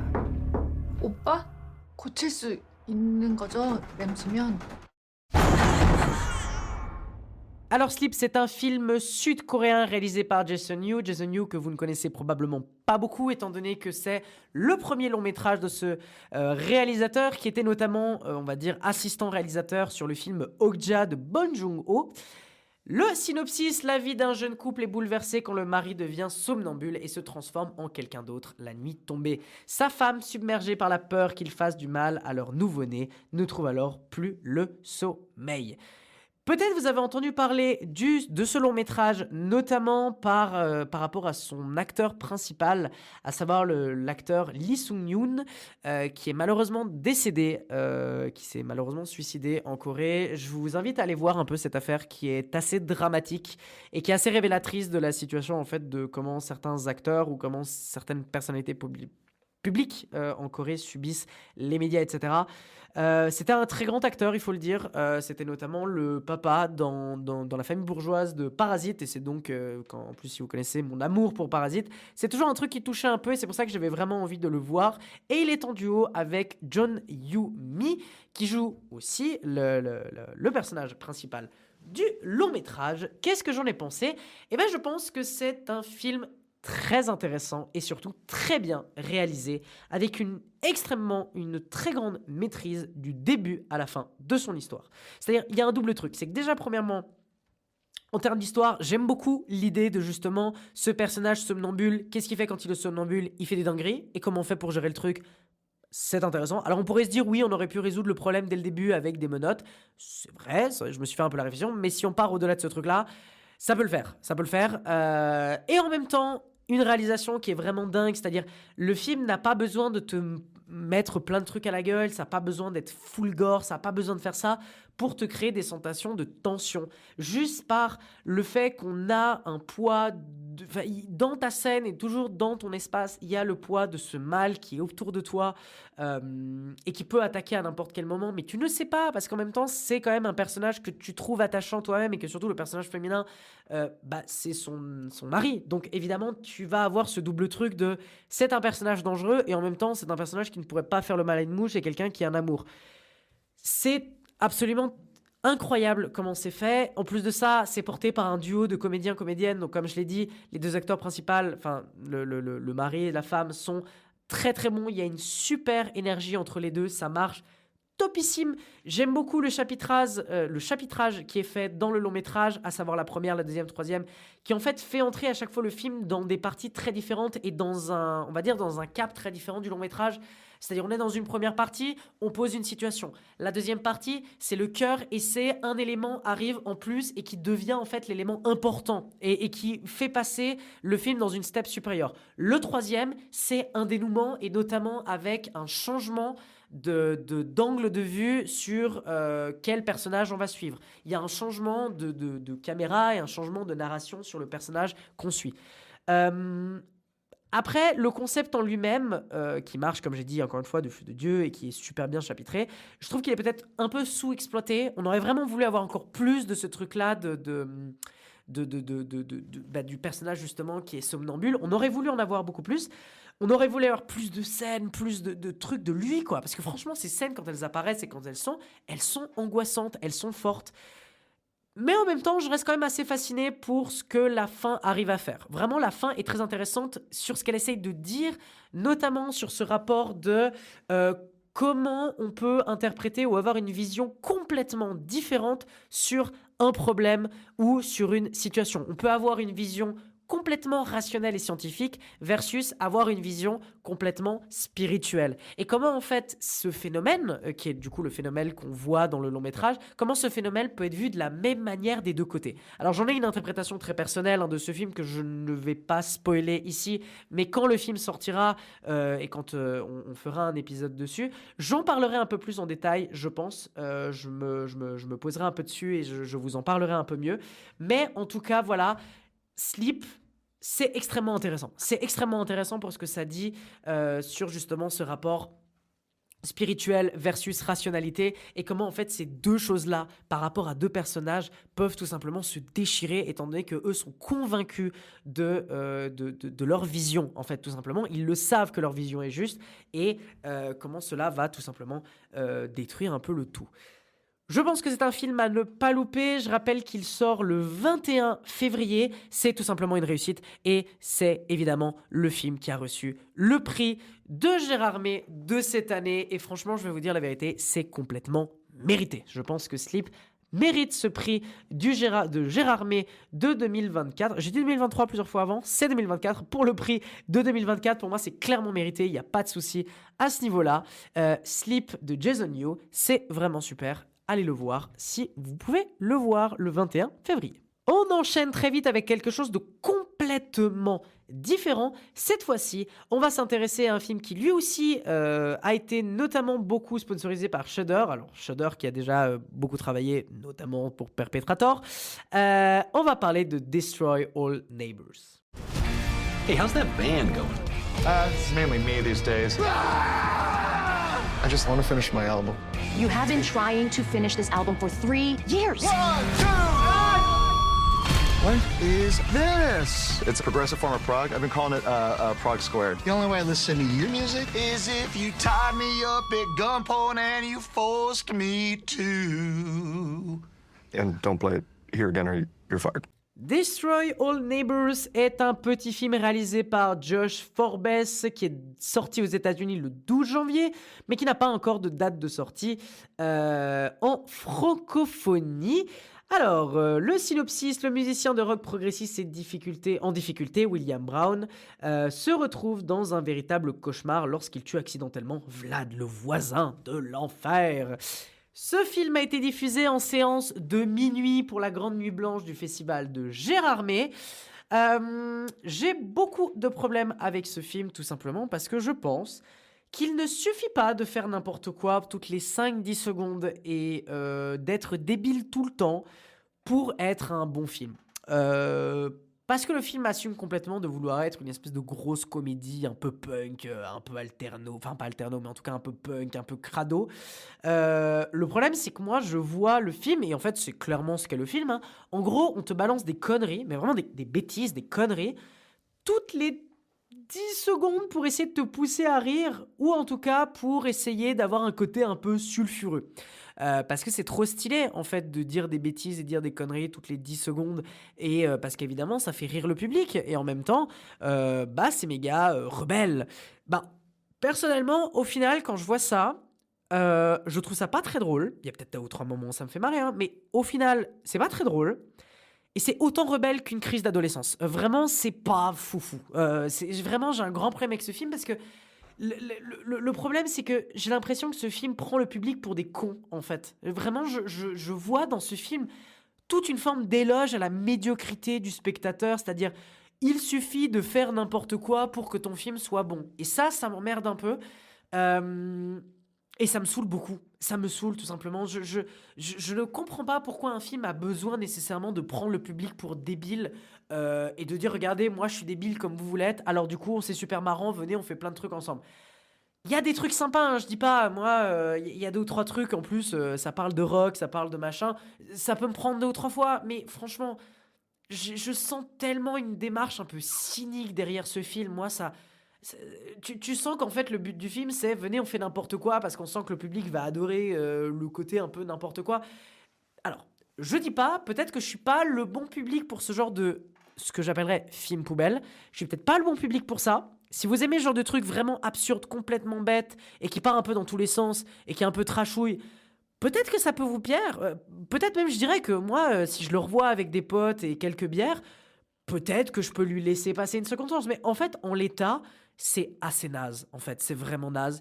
Je suis pas réceptif à ce genre de truc. J'aime beaucoup d'habitude la comédie horrifique. Il y a vraiment énormément de trucs que j'adore. What We Do in the Shadows. Justement, Vampire Humaniste, Cherche Suicidaire Consentant. Ça, c'est des trucs que j'adore de comédie horrifique. Ça... Non. Si c'est juste pour me cracher dessus au visage bêtement et dire ah regarde tu vois comment c'est drôle quand je vomis.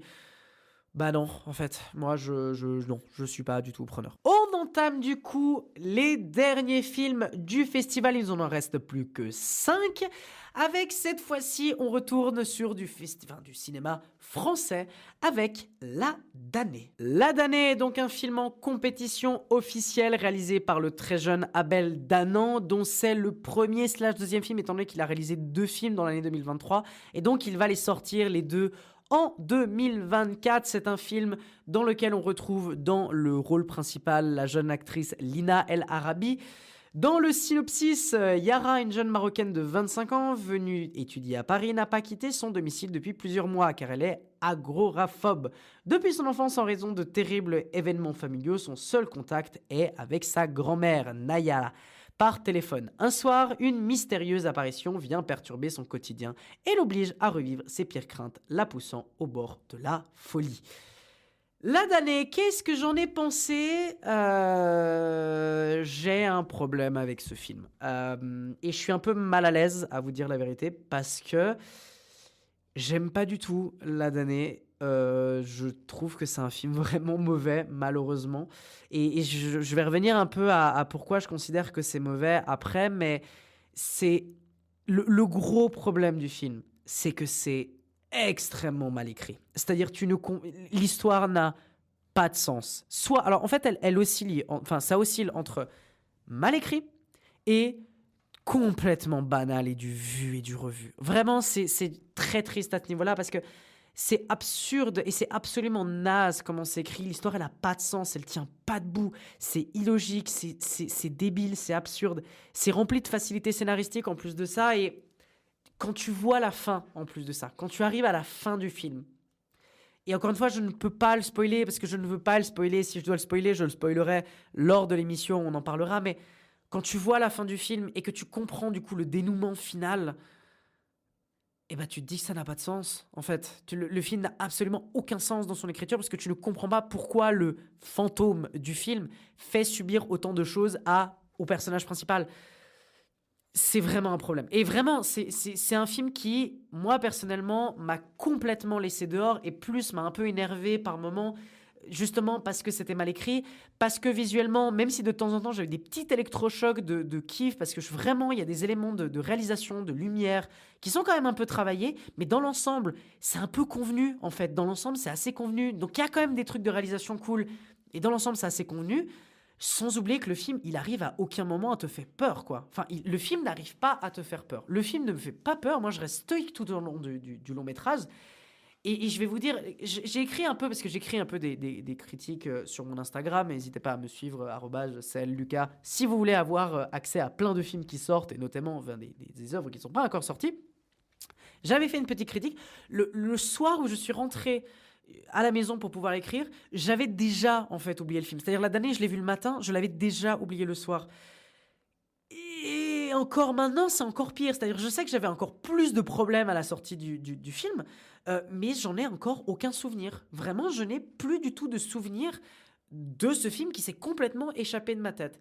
Et en fait, je dis tout ça, et en même temps, ça me fait du mal de dire tout ça. Parce qu'en fait, je ressens dans la démarche de justement ce réalisateur, de ce jeune réalisateur, en plus Abel Danan, je sens vraiment une envie de faire du cinéma. Je sens les références en plus de d'où vient La damnée, c'est-à-dire on sent les références des French Frayeurs, on sent les références de Xavier Jean qui sont derrière, on sent toutes ces références à un certain cinéma d'horreur français, on sent ces références à un certain cinéma de genre qui est fort en fait, on le sent toutes ces références. Mais ça marche pas. ça ne marche pas. Les intentions sont excellentes. Vraiment, je ressens dans le film des intentions qui sont bonnes. Et c'est pour ça que, encore une fois, quand je dis du mal de ce film, ça m'emmerde un peu. Ça m'emmerde parce que j'adorerais avoir aimé ce film. J'adorerais au moins dire que c'est un film moyen. Le problème, c'est qu'il y a trop de trucs qui me font que c'est un mauvais film pour que je dise que c'est un bon film. Ou au moins dire que c'est un mauvais film.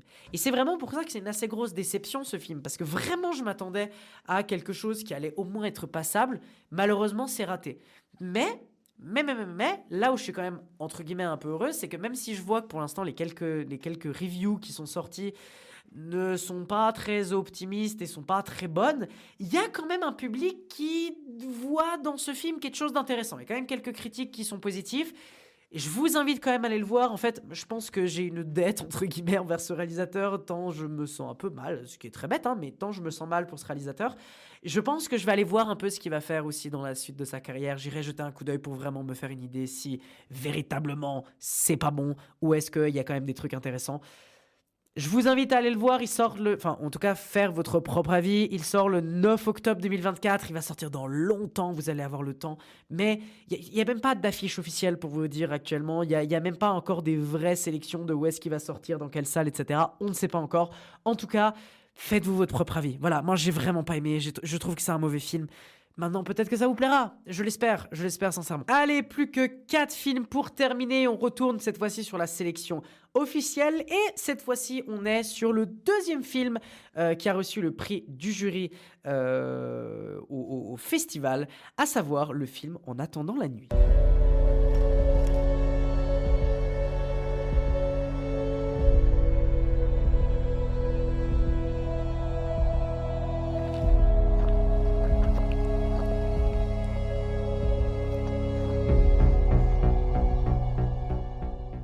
En attendant la nuit est un film réalisé par Céline Rouzet, dont c'est son tout premier long métrage aussi. On a beaucoup de films qui étaient les premiers longs métrages des réalisateurs-réalisatrices, avec un casting assez intéressant, avec quand même des acteurs et des actrices pas non plus complètement méconnus, qui ont quand même fait quelques trucs avant.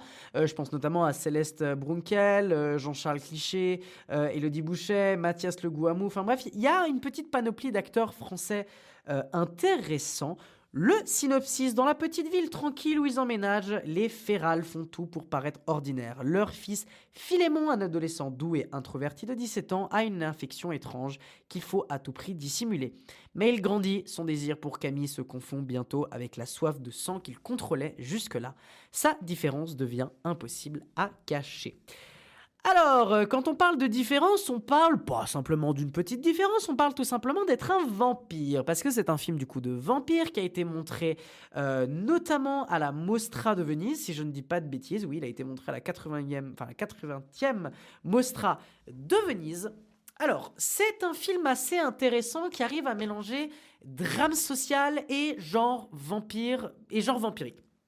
C'est avant tout un film d'auteur social. C'est un film qui veut parler de la différence, qui veut parler du rejet de la différence, qui veut parler de l'acceptation, qui parle aussi de l'adolescence, de comment ou même de la confrontation avec les autres. C'est un film qui, avant tout d'être un film de genre, est un film d'auteur social. C'est un film qui veut parler de thématiques de société avant de fondamentalement être un film de genre. Ce qui, personnellement, pour moi, ne me pose pas spécialement de problème. Je sais qu'il y a des gens qui ont eu beaucoup de difficultés avec ce film, justement parce que le genre passait un peu en second degré, en second plan plutôt, étant donné que en plus de ça, c'est un film qui est très clean. Hein. Franchement, il n'y a pas de violence, il y a un peu de sang, voilà, mais c'est même pas des trucs violents, hein, c'est juste des pochettes de sang, donc ça va.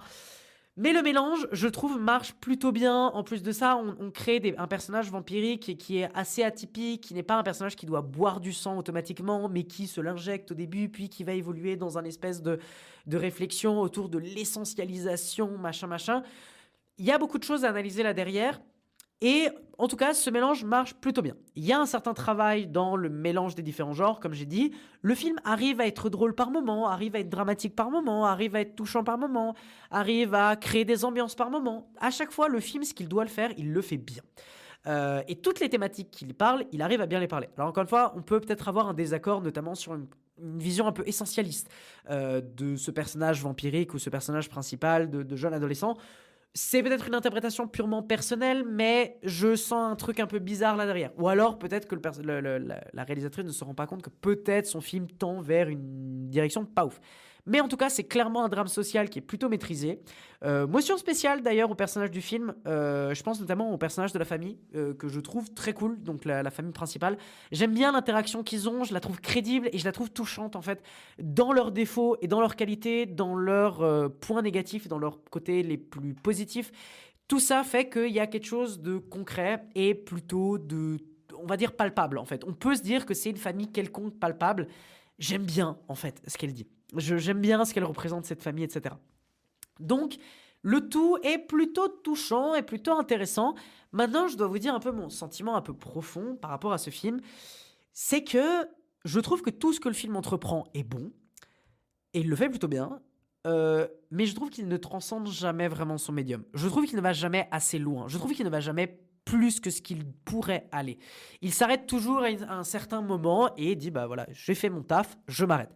Et c'est pas grave, je n'ai aucun problème avec ça. De toute façon, je peux pas me plaindre, je pense que le film est bon.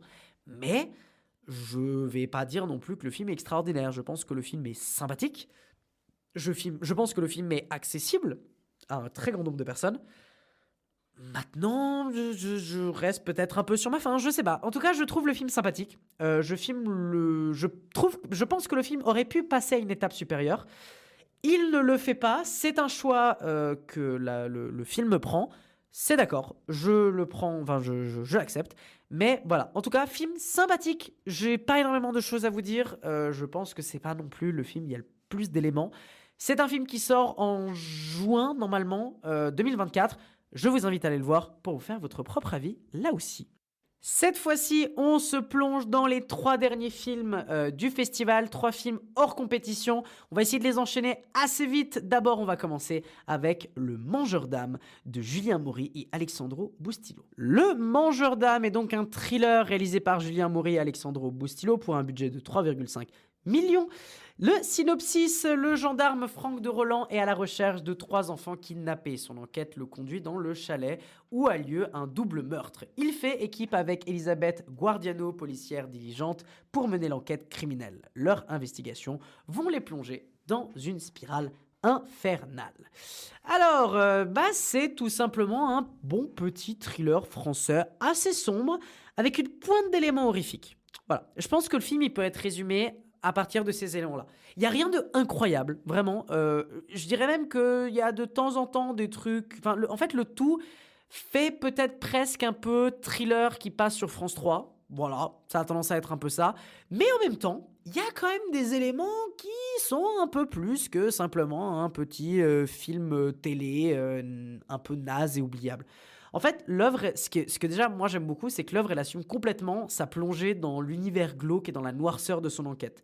Ce qui lui donne un réel cachet et ce qui lui donne une vraie ambiance qu'elle propose en fait. C'est-à-dire réussir à mélanger justement cette ambiance très thriller noir et rajouter ces petits éléments d'ultra-violence, de gore qui sont très minimes, hein, mais en tout cas qui apparaissent de temps en temps dans le film, et notamment des éléments horrifiques. Et je trouve que ça lui donne un certain cachet, ça renforce cet élément thriller, enquête assez prenante. Et en plus de ça, je trouve que le film a assez de courage et n'a pas de problème à montrer les quelques scènes de gore qu'il y a dans le film, ou en tout cas les scènes violentes. Ça n'a pas peur de le faire. Et ça, je trouve que c'est plutôt admirable. Encore une fois, la réalisation, elle n'est pas incroyable. Je l'ai dit, elle ressemble beaucoup à un truc très téléfilm. Mais n'empêche... L'histoire, elle me prend. Alors, il y a des grosses incohérences, il y a quand même des ratés, je pense notamment à cette espèce de pseudo-drogue un peu bizarre qui est dans le film, qui n'a aucun sens et qu'on dirait que c'est écrit, enfin ce truc de scénario, on dirait que c'est écrit par un enfant de 13 ans, sincèrement. Après, encore une fois, il y a des éléments un peu nazes, il y a des éléments positifs.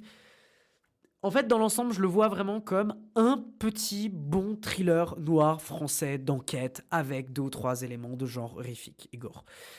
Ça va pas plus loin, mais j'ai quand même un peu de sympathie. J'ai quand même un peu de sympathie pour ce truc qui ne va peut-être pas plus me marquer de ça, mais le rôle, les personnages, l'histoire, l'enquête qui est prenante, la direction que le film a, et cette direction, et surtout cette spirale continuellement d'aller toujours au plus noir, au plus sombre dans ton long métrage, Ben moi je trouve ça plutôt sympa, je trouve ça plutôt cool, je trouve ça sympa.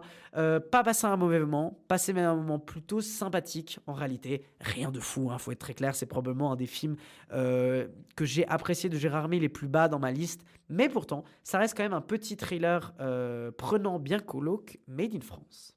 Allez, on enchaîne très vite, on a déjà un épisode qui est vachement long, il faut qu'on avance. Mais il nous reste encore que 2 films, encore une fois 2 films hors compétition. Et cette fois-ci on repart pour la Corée du Sud, pour un des films que j'attendais le plus cette année à Gérard May, à savoir Concrete Utopia du réalisateur Un Tae-hwa. 우리 아파트를 지키려면 주민들이 스스로 나서야 돼요. 아파트는 주민회가! 아파트는 주민회가! 아파트는 주민회가! 아파트는 주민회가!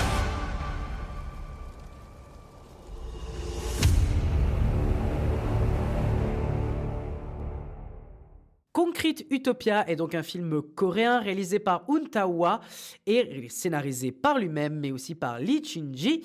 C'est un film que j'attendais beaucoup, mais qui malheureusement n'était parce qu'il est déjà sorti en fait en Corée du Sud le 9 août 2023. Pour vous dire, ça fait des mois que le truc est sorti, mais on n'a pas eu la chance de l'avoir dans nos salles obscures, et donc je l'attendais énormément, notamment pour son synopsis, étant donné que l'histoire parle de Séoul qui a été frappé par une immense puissance, par un tremblement de terre qui a détruit toute la ville, à l'exception d'un seul bâtiment. Et il y a un véritable, on va dire, société qui va se créer autour de ce bâtiment. On a pas mal d'acteurs coréens assez connus derrière. Je vous invite à voir un peu la liste. Il y a beaucoup de gens qui sont, qui en tout cas ont déjà joué dans pas mal de longs métrages et qui sont assez intéressants. Qu'est-ce que j'en ai pensé de Concrete Utopia? Eh ça n'a pas loupé. Je pense que c'est l'un des meilleurs films que j'ai vu à ce festival de Gérard May, film hors compétition. Mais quand même, film que j'ai absolument adoré, notamment pour un point hyper important, c'est son immense richesse politique. Et surtout sur son immense richesse thématique. Le film va aborder énormément de choses.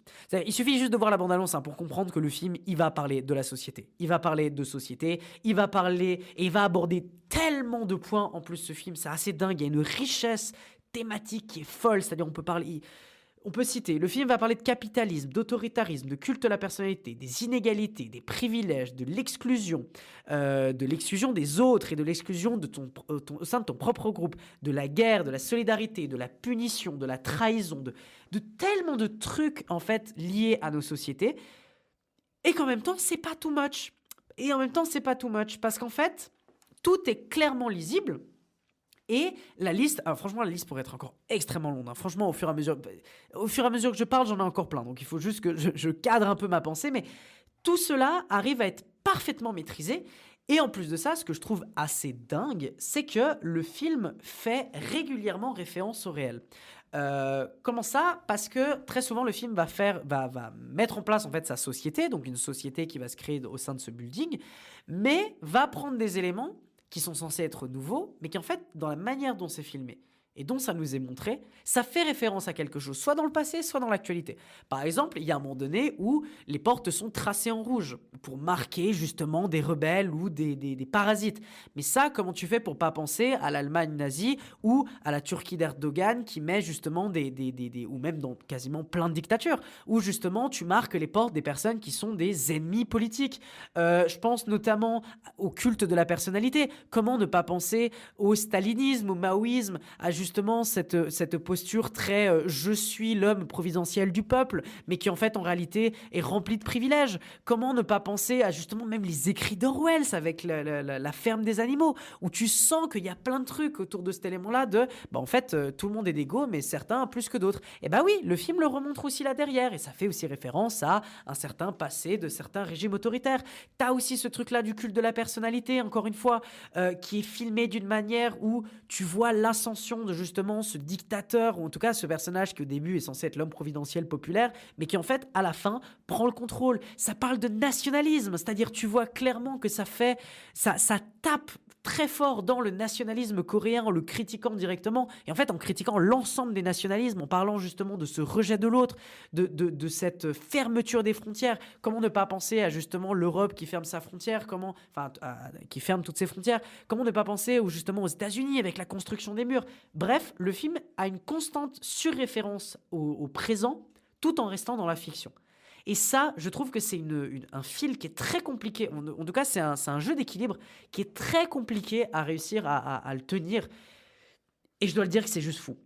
En fait, tout le long du métrage, c'est montré. Il y a une vraie manière de te montrer comment une société est possible d'être choisie, mais qu'en fait, il y a toujours moyen d'en choisir une autre. Et c'est un peu le grand message du film, c'est de te montrer tous les défauts qu'une société peut avoir, d'où l'idée de Concrete Utopia, tous les défauts qu'une société peut avoir, mais il est possible d'avoir une alternative, notamment dans sa finalité, de son récit, etc., que j'aime beaucoup d'ailleurs.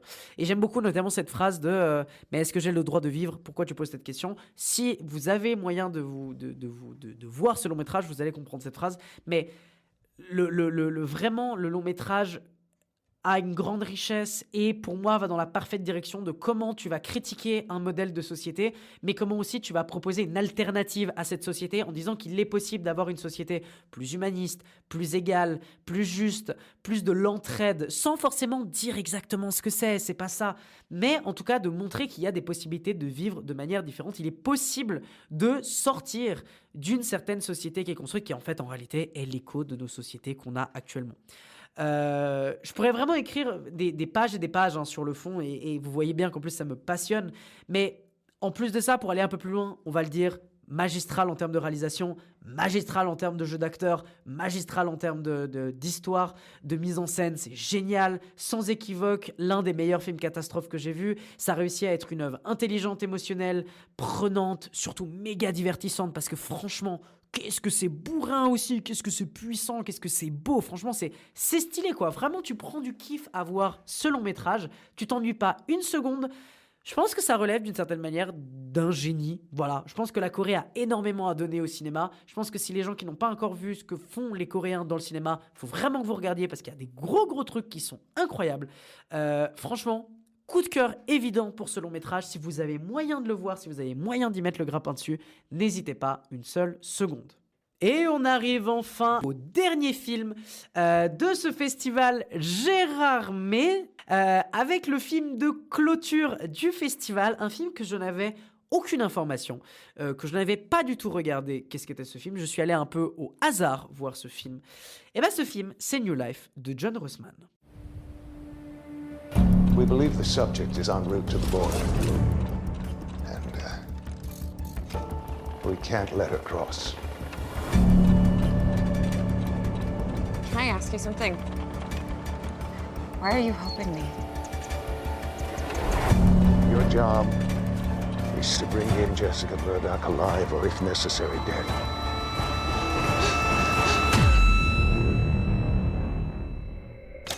Does Jessica know? New Life de John Russman est un film états-unien. Le synopsis, Jenica Murdoch est une femme en fuite qui tente désespérément d'échapper aux autorités en traversant la frontière canadienne.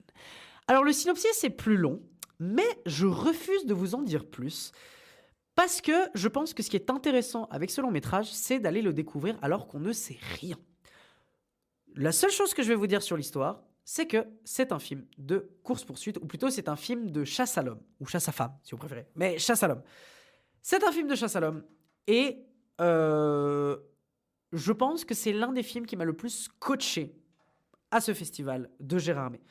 Vraiment, je pense que c'est important de regarder absolument rien du film avant, comme moi je l'ai fait.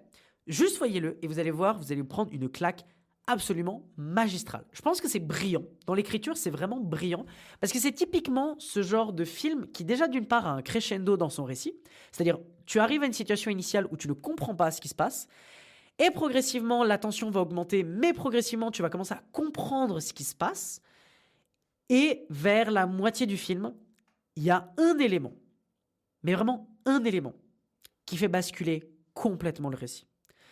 Qui fait passer le film d'une chasse à l'homme classique à un truc horrifique, à un truc où tu es dans une angoisse, à un truc où tu regardes en fait tout ce qui s'est passé avant avec effroi. Et ça, je trouve ça absolument formidable. Cette espèce de twist au milieu du film est juste extraordinaire. J'ai adoré ce twist. Je pense qu'il faut vraiment pas le connaître, ce twist. Parce qu'à mon avis, si tu connais ce twist, tu vas complètement être moins intéressé, en fait. Et c'est triste, mais du coup, je pense que c'est un film que si tu revois une deuxième fois, tu vas moins adhérer. Je pense que c'est un film que tu reçois une première claque la première fois, et après, tu vas avoir toujours un peu de sympathie, mais tu vas moins avoir ce truc du début. Vraiment, c'est très très cool à ce niveau-là. On est lâché au début de l'histoire, comme j'ai dit, perdu, et on se retrouve à un long métrage. Enfin, on se retrouve au fur et à mesure de l'histoire à tout comprendre jusqu'à la fin du récit, et avec ce milieu et cette grande révélation au milieu qui est juste géniale. Et ça fait justement passer ce long métrage dans un autre registre que j'aime beaucoup. Le film t'attrape sans jamais te lâcher une seule seconde, avec une ambiance justement mystérieuse et glauque, toujours avec ce personnage qui poursuit un autre, même les deux personnages justement avec... malheureusement, j'ai plus le nom de l'actrice qui joue justement cette policière, mais j'aime beaucoup ce parallèle entre ce personnage malade-là qui justement est atteint d'une maladie qui la paralyse progressivement. Je trouve très intéressant ce double jeu. Parallèlement, en plus de ça, c'est une œuvre qui prend aux tripes, en fait, parce que justement, ce lien entre les deux personnages, émotionnellement, il est super fort. Il y a des vrais moments il y a des vrais moments où c'est très touchant. Il y a des vrais moments où tu as une vraie compassion pour les personnages. Il y a des vrais moments où tu es marqué par la disparition ou l'arrivée de certaines choses. Le tout en plus mélangé dans une réalisation qui, pour moi, entreprend les choses de manière très juste, c'est-à-dire, et arrive en plus à mélanger différents éléments de manière très très bonne, c'est-à-dire, tu peux réussir à créer une situation de calme où tu as une interaction de deux personnages et t'es pris dans le dialogue entre les deux personnages, de réussir à avoir des moments très chaleureux, très calmes. Et en plus de ça, moi, le film, ce que j'aime bien, c'est que c'est aussi un film qui te montre l'importance du bras tendu vers l'autre. Ça aussi, c'est un truc important. Le film va te montrer comment, en fait, l'humain, d'une certaine manière, c'est aussi un être qui est là pour tendre la main. C'est aussi un être qui est là pour aider. Même si tu ne connais pas la personne, tu es aussi là pour avoir de la compassion. Tu es aussi là pour donner de la sympathie. Or, on sait très bien que dans ce genre d'œuvre, on est très souvent porté plus vers un défaitisme que quelque chose de plutôt optimiste. Là, on a dans une vibe un peu défaitiste, dans sa finalité, on va dire le chemin des personnages, il y a une forme d'optimisme, il y a quand même une forme de positivité derrière tout ça.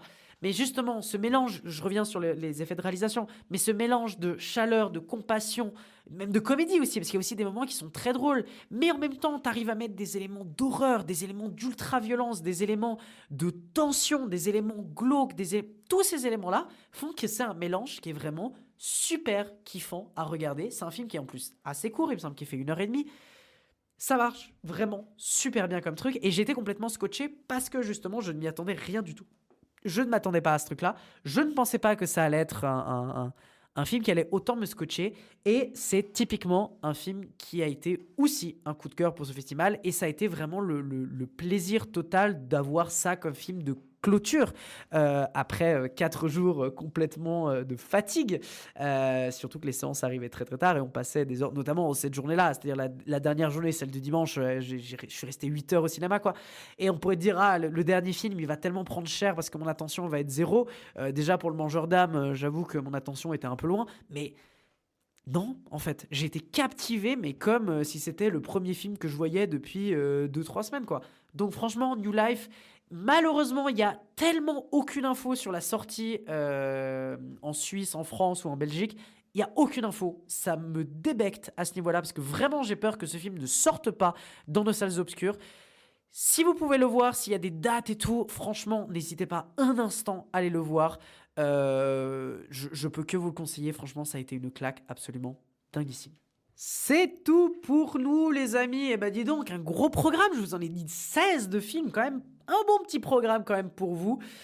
Si on refait un peu le petit débrief sur les 16 films, il y en a quand même quelques-uns que j'ai quand même envie de remettre en avant. Alors, si je peux citer vraiment les gros trucs que je voulais parler, hein, mais on peut citer The Funeral qui a été plutôt sympathique, La Morsure, vraiment très cool, petit coup de cœur aussi, très gros coup de cœur sur Vampire Humaniste, Cher Suicidaire Consentant, When Evil Lurks, et évidemment Concrete Utopia et New Life qui font à mon avis partie du top du top.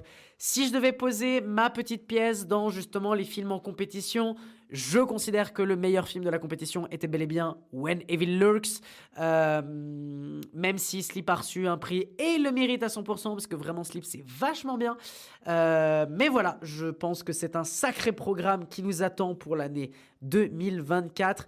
Franchement, il y a plein de trucs à piocher là-dedans. Je suis sûr qu'il y a des trucs qui vont vous intéresser. Notez-les dans vos agendas, comme ça vous savez quand ces films sortent au cinéma ou quand vous avez un peu l'info, quand vous pouvez aller les voir. Honnêtement, ça vous fera plein de petites œuvres que vous avez pu avoir en exclusivité sur Vidéo Club dans cet épisode spécial sur Gérardmer. Merci beaucoup de m'avoir écouté jusqu'à la fin. Je vous invite chaleureusement à partager cet épisode s'il vous a plu, à mettre 5 étoiles sur Spotify si vous nous écoutez sur Spotify et surtout à vous abonner à tous nos réseaux sociaux. C'est en partie grâce à vous d'ailleurs que cet épisode a été créé, étant donné que on vous avait demandé si vous vouliez un épisode spécial, vous avez dit nous voulons un épisode spécial et vous l'avez eu, cher public, et ça c'est merveilleux.